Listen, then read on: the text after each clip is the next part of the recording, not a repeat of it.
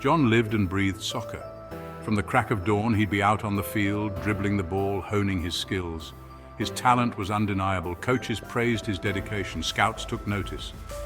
At 17, the world seemed to lie at his feet, a vast expanse of green fields and roaring stadiums waiting to be conquered. He dreamed of playing professionally, of representing his country, of the roar of the crowd as he scored the winning goal. Life was good. Life was full of promise. John was more than just a skilled player. He was a leader on and off the field. His teammates admired his work ethic and his unwavering belief in their abilities.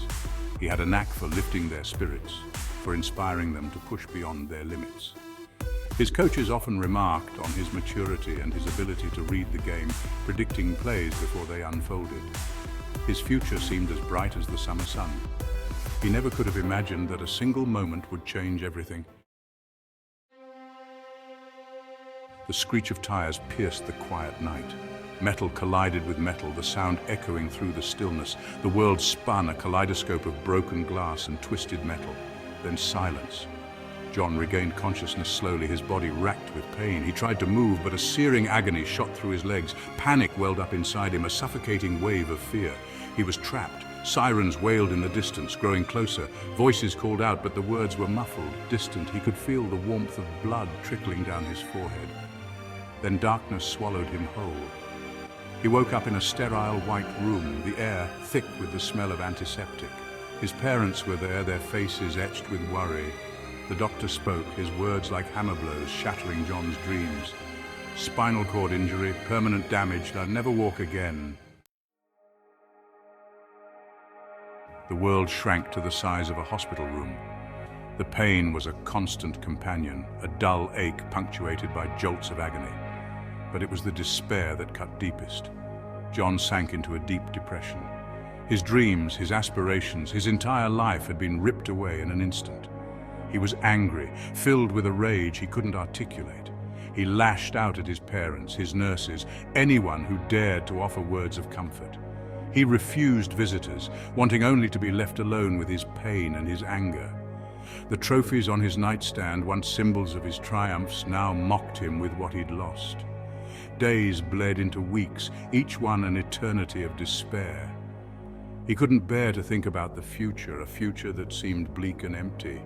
The world outside his window went on, oblivious to his suffering. He felt utterly alone. Section 4. A flicker of hope.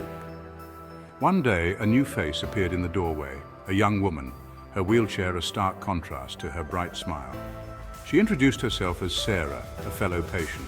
She spoke about her own accident, her own struggles, and how she had found the strength to keep going. She spoke about wheelchair basketball, about the camaraderie, the competition, the sheer joy of movement. Her words were like a lifeline thrown to a drowning man. John listened, captivated, a flicker of hope igniting within him. For the first time since the accident, he saw a glimmer of possibility, a path forward. He realized he wasn't alone. There were others who understood his pain, who had faced similar challenges and had emerged stronger on the other side. Section 5. The long road back. Physical therapy was grueling. Every movement was a battle against pain and limitations. But John was determined. He pushed himself relentlessly, fueled by a newfound purpose.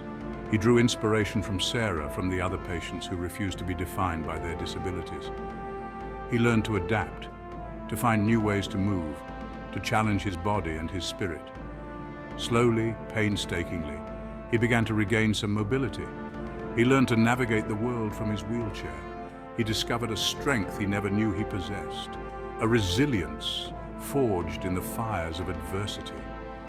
The boy who once dreamed of running down a soccer field now dreamed of racing towards a finish line, his heart pounding with the same exhilarating rhythm.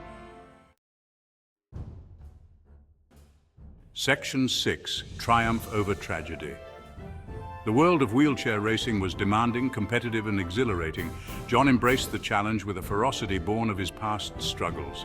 He trained relentlessly, pushing his body to its limits and beyond. He learned the nuances of the sport, the importance of balance, the power of upper body strength, the delicate dance between speed and control. He began to win, first locally, then regionally, then nationally. He earned a spot on the Paralympic team, his childhood dream of representing his country reignited.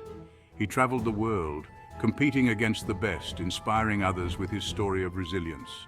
He became a symbol of hope, proof that even in the face of unimaginable adversity, the human spirit could triumph.